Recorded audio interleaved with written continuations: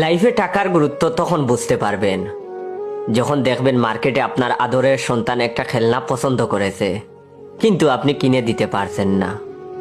যখন দেখবেন স্ত্রী সহ বিয়েতে গিয়েছেন, আপনার স্ত্রীকে একদম ফিকে লাগছে।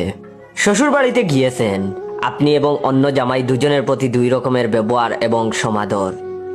আপনার বউয়ের গুমরা মুখ দেখলে বুঝবেন টাকা কেন প্রয়োজন। বউয়ের ছোট ছোট ইচ্ছেগুলো পূরণ করতে না পারলে বুঝবেন টাকা কেন প্রয়োজন। সন্তান বায়না ধরে বসলে একটা সাইকেল লাগবে, বাবা হিসেবে তখন বুঝবেন টাকা কত প্রয়োজন।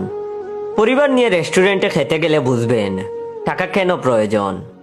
আপনার বউ যখন দেখবে আপনার কাছে টাকা নেই বলে কেউ আপনাকে পাত্তা দেয় না, তখন বুঝবেন টাকা কেন দরকার।